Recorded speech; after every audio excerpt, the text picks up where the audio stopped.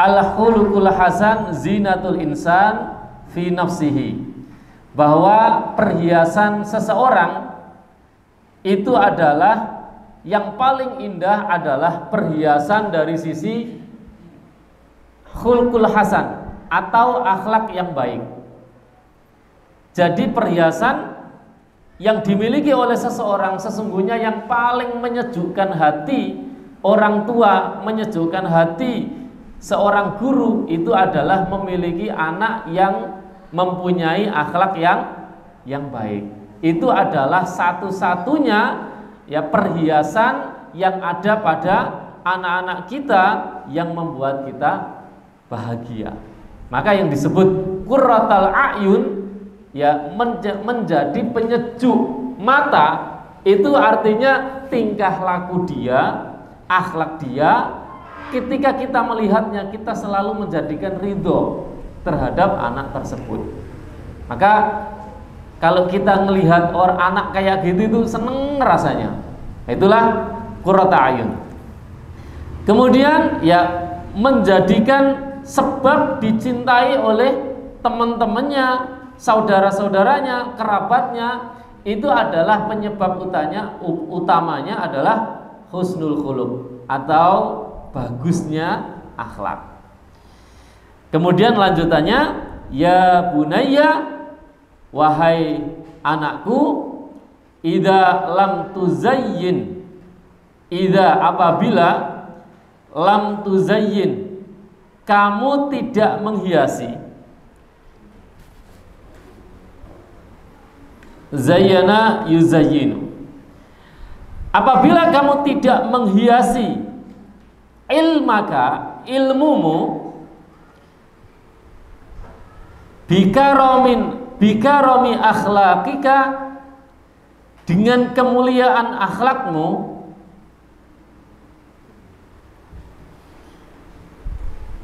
idza lam tuzayyin ilmaka, jika kamu tidak menghiasi ilmumu dengan kemuliaan akhlakmu, kana ilmuka, adapun ilmumu, adharra, lebih berbahaya atau lebih membahayakan, alaika, atas dirimu, min jahlika, karena atau daripada kebodohanmu. Jadi kalau kamu tidak menghiasi ilmumu wahai anakku dengan akhlak yang mulia, maka ilmumu itu jauh lebih membahayakan dirimu daripada kebodohanmu. Fa innal jahila, karena kebodohan itu ma'dzurun bijahlihi, ma'dzurun dimaklumi atau dimaafkan dengan disebabkan kebodohannya. Wala udhra, dan tidak ada udzur atau tidak dimaafkan, lil alimi, bagi orang yang berilmu, indan nas, di tengah-tengah manusia, idza lam tatajammal bimahasinis syiyami, apabila lam tatajammal, tidak menghiasi atau tidak membagusi dirinya bimahasinis syiyam, dengan akhlak yang baik. Asyam adalah akhlak. Jadi ikhwani fiddin rahimani wa rahimakumullah, kita menanamkan kepada diri anak-anak kita, kepada anak-anak didik kita, dan menjadi menjadi target daripada pendidikan kita kepada anak-anak kita itu, bagaimana anak-anak kita bisa memiliki akhlak yang mulia. Ilmu yang dia miliki itu wajib untuk diikuti dengan akhlak yang mulia. Sebab kalau ilmunya dia yang kita berikan kepada anak-anak kita, kepada anak-anak didik kita, kita kasih ilmu banyak. Hadis disuruh ngapal, Al-Quran disuruh ngapal, kemudian bahkan contoh-contoh sejarah diceritakan, disuruh ngapal, semuanya disuruh ngapal, tapi ya tidak diikuti dengan akhlak yang baik. Bagaimana realisasi untuk penerapan akhlak yang baik dalam kesehariannya, maka ilmunya dia itu lebih membahayakan dirinya daripada kebodohan dia. Loh, kenapa sebabnya? Karena kebodohan itu kalau di tengah-tengah masyarakat dia ma'dzur, dia dimaklumi, dia dimaafkan. Jadi kalau ada orang bodoh, ya, ma'dzur di sini maksudnya orang itu akan lebih memaklumi gitu. Kalau ada, ya, kita mendengar kabar ada orang yang mencuri ayam, mencuri motor, mencuri atau membunuh fulan. Ini siapa yang mencuri? Gengnya sana. Ini siapa yang membunuh? Gengnya situ. Pantes genge kono. Ya. Ada orang yang berzina. Sapa sing zina? Ah, wong iku biasane rinda-rindi nggawa wedokan terus. Gitu ya, orang bodoh nih. Perkataan masyarakat akan seperti itu. Tapi manakala hal itu dijumpai oleh orang yang dikenal di masyarakat itu adalah orang pondokan, apalagi dia punya titel ustadz atau bendino taklim gitu ya. Setiap hari taklim, ikut kajian, terus melakukan sedikit saja kesalahan, atau akhlaknya itu selalu mengejek orang, mencomot, ngerasani kono, ngerasani gini, terus begitu, maka apa kira-kira kata orang? Kira-kira kata masyarakat, lah yo, wong jenggote dawane sak meter kok, omongane, padahal lagi ngomong saiki sing gak ngenakno ati, omongane kok padha karo dalan tol ngalahi dawane jenggote. Ini masya Allah, ya. Ini luar biasa. Ya. Itu akan lebih membahayakan di mana untuk dirinya di tengah-tengah masyarakat. Berarti orang yang bodoh itu tidak membahayakan Ustadz? Ya jelas membahayakan. Maksudnya di sini itu adalah bagaimana dia ya mendapatkan respon dari masyarakat. Akan lebih membahayakan dirinya. Nah, kalau kita itu mendengar mantan preman sama mantan ustadz saja, itu kita kira-kira kita itu sudah bisa bersikap mana yang harus saya lebih hormati, mantan preman atau mantan ustadz. Mantan preman. Mantan preman. Jadi ya, kata-kata itu aja udah memisahkan dan menjadikan sikap kita itu untuk bertingkah laku, bertindak. Nah, inilah yang penting ya, supaya anak-anak kita di samping kita itu menanamkan ilmu, maka yang lebih penting daripada itu adalah bagaimana anak kita itu dihiasi dengan akhlakul karimah. Makanya ikhwan fiddin rahimani wa rahimakumullah, kalau kita tarik ini ya, kita tarik nyolongnya wong bodoh iku banter-bantere nyolong pitik, nyolong wedhus, nyolong sepeda, nyolong apa lagi ya semacam itulah, nyolong sandal. Tapi nek nyolonge wong pinter 271 triliun dipangan dhewe. Iku ya nyolongi wong pinter, wes lebih membahayakan ya dirinya dan lebih membahayakan negara.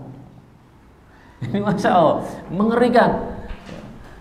Tapi anehnya hari ini itu terbalik.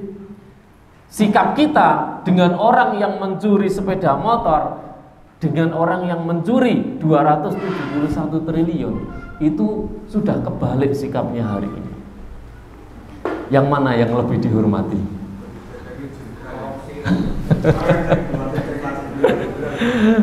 Lah, inilah ya akibat daripada tidak ada penanaman akhlakul karimah di dalam diri seseorang.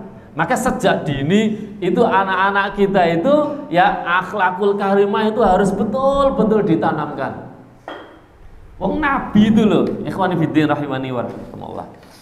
Nabi kita ini ya itu dipuji oleh Allah, innaka la'ala khuluqin azim. Sesungguhnya engkau wahai Nabi Muhammad berada pada akhlak yang paling agung. Ya. Kita lihat, kita flashback kepada sejarah keagungan akhlaknya Nabi. Pernah suatu saat mungkin di antara panjenengan ada yang mendengar sejarah ini.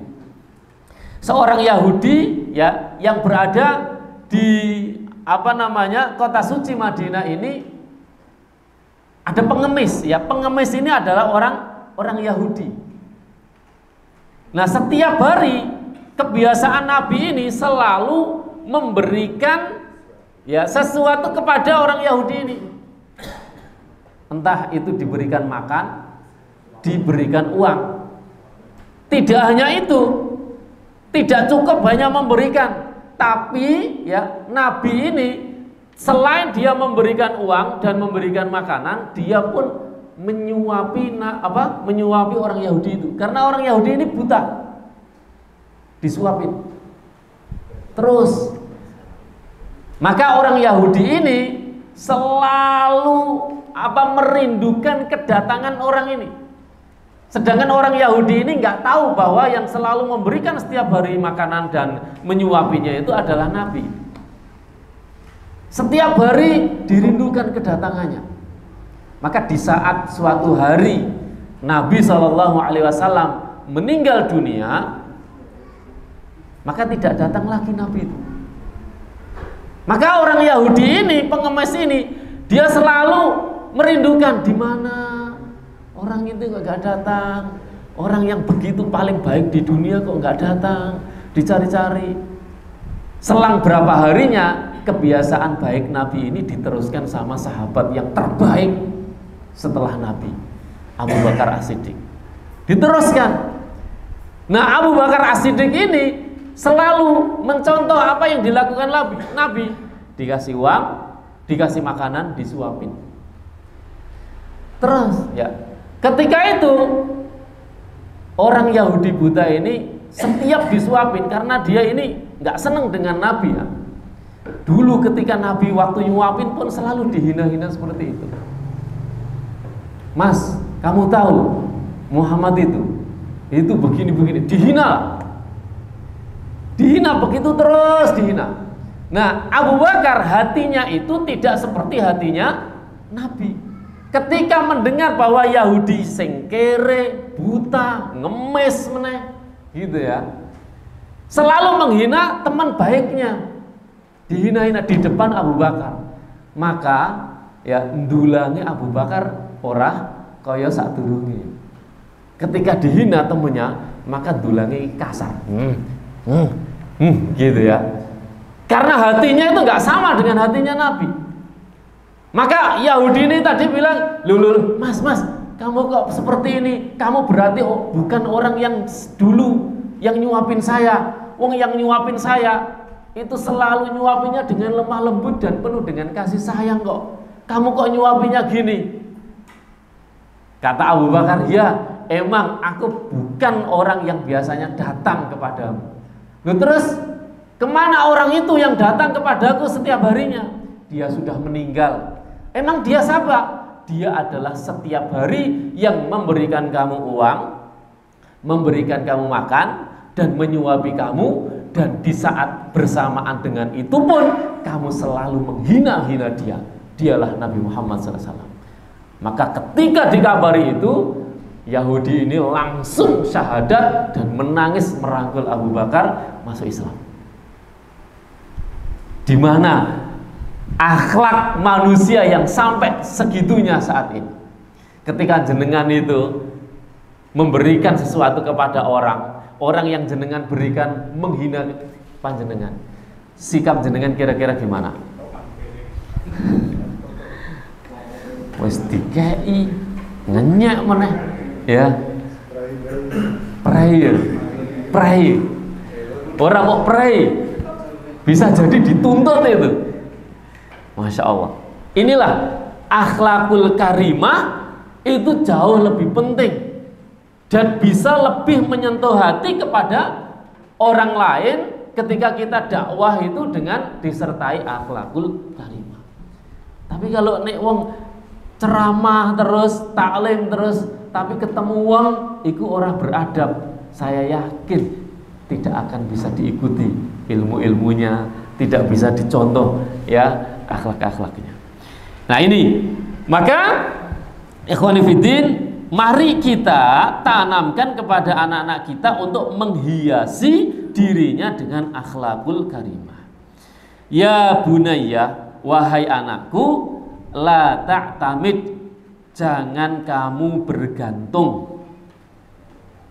La ta'tamid, jangan kamu bergantung atau jangan menggantungkan dirimu juga boleh.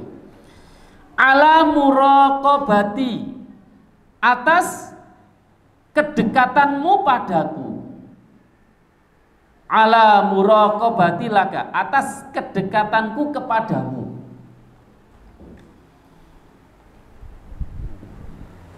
Fa inna muraqabataka, fa inna sesungguhnya muraqabataka linafsika, kedekatan dirimu kepada dirimu sendiri. Fa inna sesungguhnya muraqabataka, kedekatan dirimu linafsika kepada dirimu sendiri, afdalu, lebih utama, wa anfa'u, dan lebih bermanfaat, min muraqabati, daripada ya kedekatanku laka, kepadamu. Ini berarti menanamkan pendidikan apa? Muraqabah, merasa diawasi oleh Allah Subhanahu wa taala. Hei anakku, sampaikan begitu Pak kepada anak-anak jenengan, ya kepada anak-anak didik kita kalau dia seorang guru. Nah, kamu itu harus bisa menjaga dirimu sendiri. Jangan sampai kamu melakukan dosa ya, walaupun kamu sendirian. Sesungguhnya ada Allah yang menyertaimu. Begitu, tanamkan itu kepada anak-anak kita. Jangan setiap kali kamu semangat ibadah itu kalau dekat sama ustadz top. Nanti kalau kamu di rumah nggak ada ustadz, kamu nggak mau ibadah. Jangan hanya menghafal ketika disuruh ustadz saja, tapi hafalkanlah Al-Quran karena Allah, sehingga dia di mana saja kalau tertanam karakter ini, maka dia akan bisa menjaga dirinya, menjaga dirinya sendiri walaupun dia itu tidak dilihat siapapun, sehingga kita itu aman. Termasuk di antara kesalahan kita ya, ketika kita itu belajar dengan seseorang atau dengan seorang guru, terkadang ada terbesit di dalam diri kita, kalau saya taklim tidak dengan ustadz ini, maka saya tidak mau. Kalau ustadz ini yang ngajar, saya nggak mau. Pokoknya ustadz kutok yang aku terima nasihatnya. Maka ini ya akan menjadikan dirinya fanatis kepada seseorang itu. Ketika ustadznya itu nggak ada atau ustadznya meninggal, dia itu dalam kebingungan.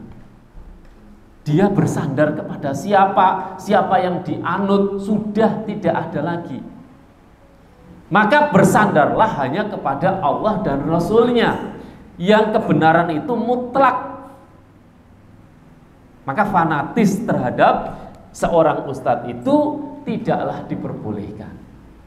Nah, ini termasuk ya, kedekatan kita kepada ustadz itu jangan sampai menjadikan kita itu ketika dekat dengan ustadz itu semuanya seakan-akan semangat begitu. Tapi kalau nggak ada ustadz, loyo. Nah, sebenarnya kita itu untuk siapa sih beramal ini? Untuk Allah atau untuk ustadz kita? Ya, walaupun suhbatul ustadz itu diantara syarat memperoleh ilmu. Dekatnya kita terhadap seorang guru itu adalah diantara syarat kita mendapatkan ilmu. Tapi tidak boleh kita itu menyandarkan diri kita kepada seorang guru tersebut. Nah, ini kita tanamkan kepada anak. Nah, jangan sampai ini kita flashback kepada sejarah lagi ya. Di mana ketika Rasulullah Shallallahu Alaihi Wasallam beliau di hari meninggalnya beliau, itu kan ada contoh sejarah seperti ini. Umar ibnul Khattab diantaranya yang beliau itu tidak terima karena mendengar berita meninggalnya Nabi itu beliau nggak terima seakan-akan. Man qala anna Muhammadan mata faqad nafaqa fasa'aqtulu. Siapa yang bilang kalau Nabi Muhammad itu meninggal, maka dia telah munafik dan aku akan membunuhnya. Begitu ya, seakan tidak terima. Innama Muhammadan, sesungguhnya Nabi Muhammad itu rafa'a ila sama. Dia hanya diangkat oleh Allah Subhanahu wa taala sebagaimana Allah mengangkat Nabi Isa. Dan nanti di akhir zaman itu akan turun lagi gitu ya, seperti Nabi Isa. Seakan-akan nggak terima. Maka di situ ditenangkan oleh Abu Bakar As-Siddiq. Abu Bakar apa beliau mengatakan, "Man kana ya'budu Muhammadan fa inna Muhammadan qad mata." Barang siapa yang menyembah Nabi Muhammad, maka sungguh Nabi Muhammad telah meninggal. Faman kana ya'budullah fa innallaha hayyun la yamut. Maka barang siapa yang menyembah Allah, maka Allah itu maha hidup dan maha kekal, tidak pernah mati. Masya Allah ya. Maka kemudian dibacakan ayat afa immata au qutilan qalabtum ala aqabikum. Apakah jika Nabi Muhammad itu meninggal, maka kalian itu kembali kepada kekufuran kalian?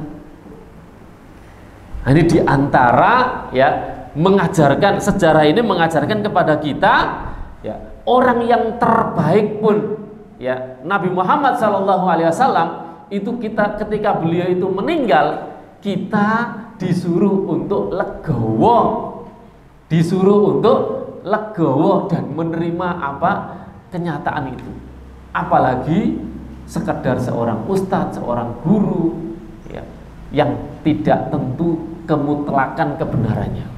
Maka ini kita tanamkan. Nah, kamu ya jangan hanya ada ustadz tok kalau kamu itu pengen sholat, tapi karena Allah. Ini menjadi kurikulum kita, Pak. Kurikulum di dalam rumah tangga kita. Kita tanamkan kepada anak kita seperti itu. Ya bunayya, wahai anakku, qala Rasulullah sallallahu alaihi wasallam. Bersabda Rasulullah sallallahu alaihi wasallam, hadis ini, Pak, ya, di bawahnya itu ada catatan. Hadis ini dhaif ya. Diriwayatkan oleh rawahu Tabrani an Umar bin Husain wa syara Suyuti ila annahu haditsun dhaifun. Jadi menurut Imam Suyuti hadis ini dhaif, tapi tidak masalah kita baca ya. Innallaha astakhlasa hadzal dina, sesungguhnya Allah Subhanahu wa taala itu mensucikan, istakhlasa mensucikan, hadzal dina agama ini li nafsihi, dengan dirinya sendiri, dengan zatnya sendiri.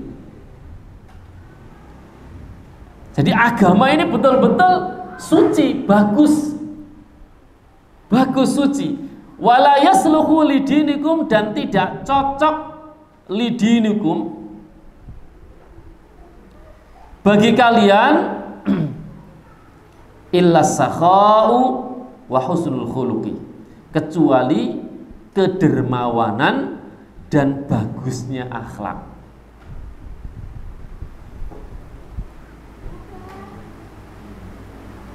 Nggak cocok yang lain-lain itu untuk agama kita, itu nggak cocok.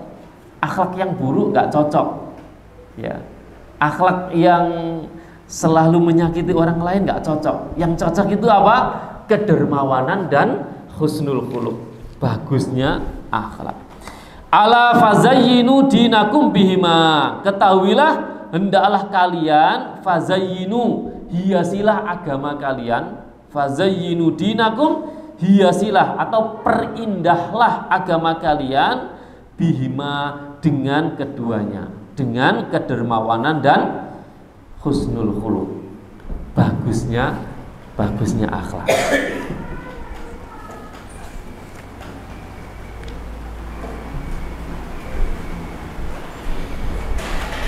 Maka memang ya, terkadang Islam ini ada kata-kata ya dari para ulama itu, al-islamu mahjubun ya bil muslimin. Islam itu keindahannya tertutupi oleh kaum muslimin. Jadi memang Islam itu sebenarnya indah. Dari mulai A sampai Z itu semuanya indah sekali Islam itu. Tidak ada agama yang paling indah kecuali Islam ini. Dari mulai yang paling kecil sampai yang paling besar itu semuanya diatur dan diperintahkan untuk berbuat husnul khuluq sebaik-baiknya. Bahkan kemarin ya kita pelatihan kurban saja itu dikupas tentang bagaimana kita berakhlak dengan hewan yang akan kita sembelih, yang beberapa hari lagi itu kita hadapi, bagaimana kita berbuat baik kepada binatang-binatang yang akan kita sembelih. Sampai urusan binatang itu kita disuruh untuk berbuat baik, apalagi sama manusia. Ya, husnul khuluq ini. Tapi terkadang kebagusan dan keindahan Islam itu tertutupi oleh akhlak yang buruk dari kaum muslimin sendiri. Itu Masya Allah itu. Kalau jenengan dulu berangkat ke masjid sholat Jumat, terus ya hilang sandale, kira-kira ya jenengan komentarnya piye?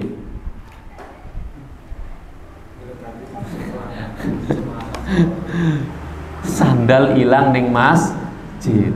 Loh, masjidnya sing kena. Masjid kena, ojo Jumatan engko ndak sandalmu hilang. Jadi keindahan Islam itu tertutup dengan akhlaknya kaum muslimin sendiri. Ana korupsi, sapa sing korupsi iku? Wong iku. Oh, iku Islam toh? Islam. Wah, wong Islam. Islam meneh sing kena. Terus apa lagi? Ya, ada mungkin pembunuhan atau apalah. Korupsi, ya, perzinahan, sapa sing zina? Wong Islam, Islam maneh. Di mana-mana kena Islam. Perempuan berjilbab masuk Indomaret, nyolong gak duwean. Sapa iku? Oh, jilbaban. Wong Islam maneh. Islam terus yang disebut Islam. Bahkan sampai sekarang itu ada konotasi diksi yang tidak, atau diksi yang diselewengkan oleh musuh-musuh kita, orang-orang kafir, di mana ya peperangan yang dilakukan oleh kaum muslimin itu ditumpangi lagi dengan radikalisme. Sapa sing kena? Islam maneh. Padahal itu adalah pembelaan diri. Pembelaan diri. Sampai hari ini kasus yang ada di Gaza, di Palestina, yang dibegitukan sama Israel saja, itu masih ada yang berusaha untuk memutarbalikkan fakta. bahwa memang Palestina itu adalah negara yang rakus, negara yang harus dibumi hanguskan, dan begitu seterusnya. Kan masih ada yang komentar begitu kan, disebut teroris dan seterusnya. Loh, yang benar saja itu akan diputar balikan, apalagi yang jelas-jelas salah. Apalagi yang jelas-jelas salah. Dulu beberapa bulan yang lalu kita mendengar ada pondok yang ustadznya itu banyak santriwatinya gitu ya. Jenengan mungkin dengar juga. Nah itu Masya Allah dibesar-besarkan sama musuh Islam itu. Akhirnya apa? Yang kena diangkat itu apa? Islam. Dicitrakan bahwa Islam itu buruk. Dengan perbuatannya siapa? Orang Islam sendiri. Maka al-Islamu ya mahjubun bil muslimin. Islam itu, keindahan Islam itu kadang-kadang tertutupi dengan akhlak buruk orang-orang muslim sendiri. Naudzubillah. Maka ya untuk itu mari kita lindungi anak-anak kita, generasi-generasi kita ini. Kita tanamkan itu supaya tidak dijadikan senjata oleh musuh-musuh kita untuk menyerang kita dari peperangan opini ini. Masya Allah, mengkhawatirkan. Maka Allah Subhanahu wa ta'ala itu betul-betul menjadikan agama ini adalah indah. Tapi keindahan itu jangan sampai kita tutup-tutupi. Dengan apa? Dengan akhlak yang buruk. Nah, itu pelajaran pertama. Kemudian kita lanjut ya, pelajaran kedua. Ad-darsu ats-tsani. Fil wasiyati bitaqwallahil azimi. Di dalam berwasiat untuk ketakwaan kepada Allah yang Maha Agung. Jadi pelajaran kedua ini adalah isi wasiatnya untuk bertakwa kepada Allah Subhanahu wa ta'ala yang Maha Agung. Ini kurikulum kita, Pak. Kurikulum kita yang pertama apa kemarin? Kita menanamkan supaya anak-anak kita itu mempunyai akhlak yang mulia, menjadikan penyebab untuk dicintai oleh manusia, kemudian selalu bermuraqabah diri, merasa diawasi oleh Allah, kemudian nurut sama orang tua, nurut sama guru, karena mereka adalah orang-orang yang paling pengen mendapatkan kebaikan untuk anak-anaknya sendiri, dan begitu seterusnya. Itu yang kita tanamkan. Yang kedua ini adalah tentang ketakwaan. Ya bunayya, wahai anakku, inna rabbaka, sesungguhnya Rabbmu, ya'lamu ma tukinnuhu fi sadrika wa ma tu'linuhu bilisanika. Rabbmu itu ya'lamu, maha tahu, ma tukinnuhu, apa yang kamu sembunyikan, fi sadrika, di dalam dadamu, wa ma tu'linuhu, dan apa yang kamu tampakkan, i'lan, ya, apa yang kamu tampakkan, dan Allah Maha tahu apa yang kamu tampakkan, bilisanika, dengan lisanmu, berarti ucapan-ucapanmu, wa muttali'un, dan Allah Maha tahu. Muttali'un, tola'a itu aslinya muncul. Ya, maka ada nasid ketika Nabi sampai ke Madinah, tola'al badru alaina, itu sebenarnya muncul. Tapi kalau ini karena konteksnya adalah Allah, ya semuanya itu terlihat jelas oleh Allah. Muttali'un, Allah Maha tahu ala jami'in, atas semua a'malika, amalan-amalan kamu.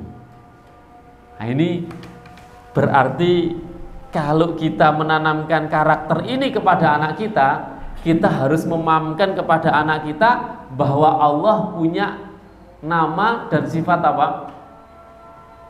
Allah Maha Al-Basir, Allah Maha As-Sami', Allah Maha melihat, Allah Maha mendengar.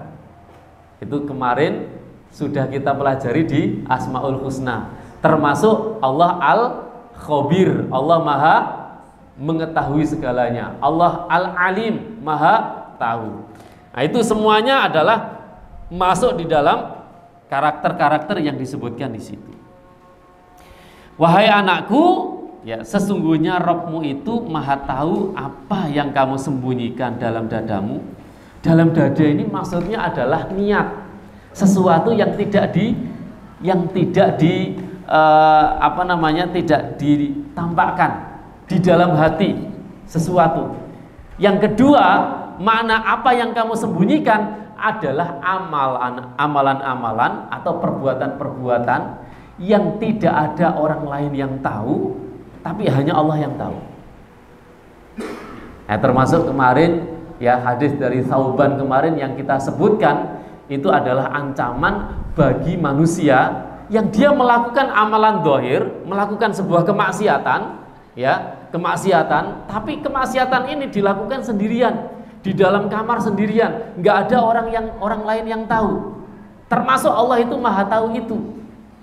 Selain Allah Maha tahu terhadap apa yang ada di dalam hatimu, niat burukmu, kemudian syahwat jelekmu, kemudian rasa cintamu untuk Allah atau tidak, rasa takutmu untuk Allah atau tidak, hanya kepada Allah atau tidak, riya dan ikhlas dan tidakmu atau tidak, itu semuanya Allah tahu.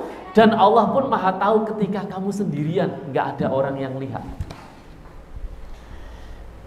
Wa ma tu'linuhu bilisanika, dan Allah pun Maha tahu terhadap apa yang kita semuanya ucapkan. Nah, ojo ngomong kotor. Ini setiap kata-katamu didengar oleh Allah. Ngomong jorok jangan sampai, ngomong kasar jangan sampai, apalagi omonganmu menyakiti orang. Kata-kata itu bisa lebih menyakiti orang daripada pisau gitu ya. Lisan lebih tajam daripada pisau. Ya. Dan juga Allah Maha tahu juga terhadap setiap amal perbuatan. Ini harus kita tanamkan. Maka makna al-basir, makna al-khabir, makna al-alim, makna as-sami, ini harus betul-betul kita pahamkan kepada anak supaya mereka itu menerapkan dalam keseharian. Tidak hanya sekedar dihafal. Al-basir Maha melihat, as-sami Maha mendengar, al-khabir Maha mengetahui, al-alim, itu tidak hanya sekedar dihafal. Tapi bagaimana? Nah, kok begitu? Ya, Allah Maha melihat loh. Nah, omonganmu kok kotor? Omonganmu didengar sama Allah enggak? Disampaikan. Selalu kaitkan Allah di dalam setiap pendidikan anak. Jangan sekedar melarang, Pak. Jangan sekedar melarang. Aja ngomong corok gitu loh, nggak boleh. Jangan gitu. Ya, sampaikan, kaitkan Allah SWT. Allah Maha mendengar perkataanmu, dimintai pertanggungjawaban nanti sama Allah. Disampaikan seperti itu. Maka ini akan lebih mengena kepada karakter anak, supaya anak ini ketika dia meninggalkan sesuatu, selalu dia meninggalkannya itu karena Allah SWT.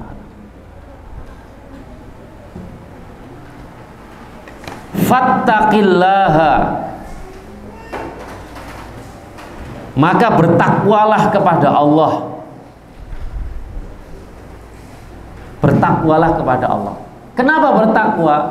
Karena at-taqwa, pengertian at-taqwa ya, menanamkan karakter takwa kepada anak. Ini termasuk juga kurikulum kita. Kurikulum kita semua. Bagaimana anak-anak kita itu bertakwa kepada Allah Subhanahu wa taala. Makna takwa itu kalau ya secara umum maknanya adalah al-imtithalu awamirihi wajtinabu nawahihi, yaitu melaksanakan semua perintah Allah dan menjauhi semua larangannya. Kalau Ali bin Abi Thalib memaknai makna takwa itu adalah at-taqwa adalah al-khaufu bil jalil wal qanaatu bil qalil wal isti'dadu liyaumir rahil. Terus apa lagi? Al-qanaatu al-khaufu bil jalil wal amalu bit tanjil wal qanaatu bil qalil wal isti'dadu liyaumir rahil. Ada 4 itu. Saya tulis ya.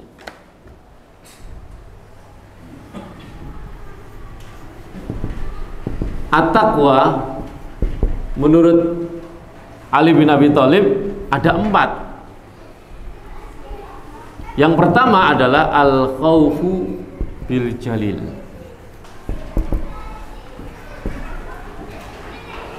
Al-amalu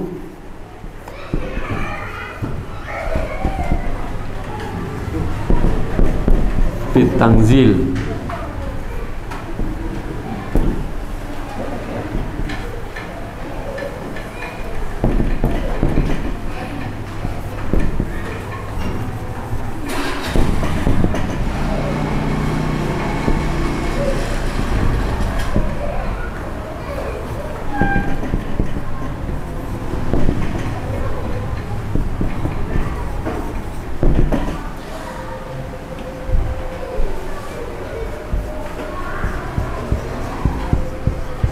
Takut kepada Allah,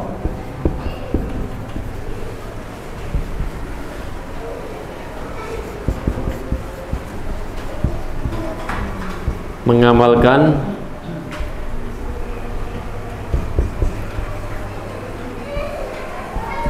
Al-Quran,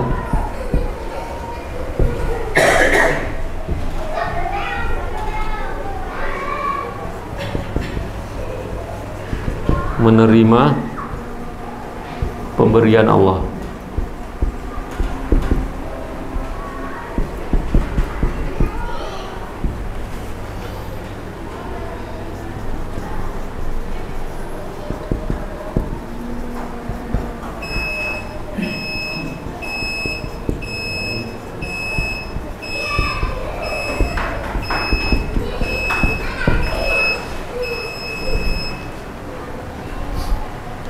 Takut kepada Allah Subhanahu wa taala, al-amalu bitanjil, yaitu mengamalkan Al-Qur'an, dan yang ketiga adalah al-qanaatu bil qalil, menerima setiap pemberian Allah, dan yang keempat al-isti'dadu liyaumir rahil, mempersiapkan pertemuan kepada Allah, mempersiapkan diri ya, mempersiapkan pertemuan kepada Allah.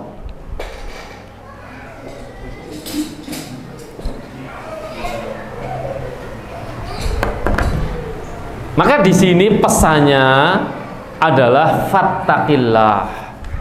Maka bertakwalah kepada Allah. Maknanya, nak, kamu takutlah kepada Allah. Nak, kamu amalkanlah Al-Qur'an. Nak, kamu ya terimalah setiap pemberian Allah dengan rasa syukur. Nah, persiapkan bahwa besok kita akan bertemu dengan Allah. Bekal apa yang sudah kamu dapatkan? Fattaqillah. Al-isti'dadu liyaumir rahil. Yaumir rahil. Rahil.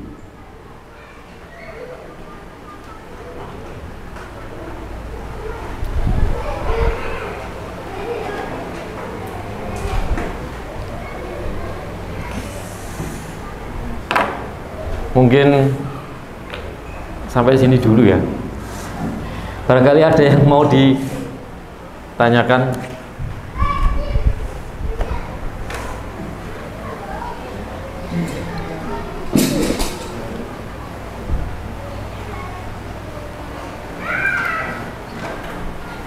Mau dilanjutkan kok pembahasannya, buahnya ini langsung, biar besok sekali pertemuan. Saya tanya Pahlavi belum dapat ya?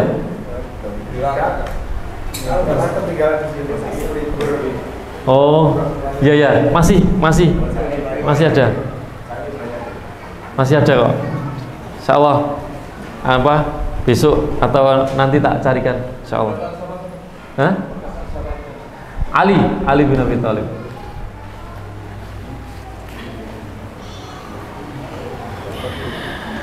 Baik, demikian yang bisa kita sampaikan, mudah-mudahan bermanfaat untuk kita semua. Kita tutup dengan doa kafaratul majelis. Subhanaka Allahumma bihamdika asyhadu an la ilaha illa anta astaghfiruka wa atubu ilaik. Wassalamualaikum warahmatullahi wabarakatuh.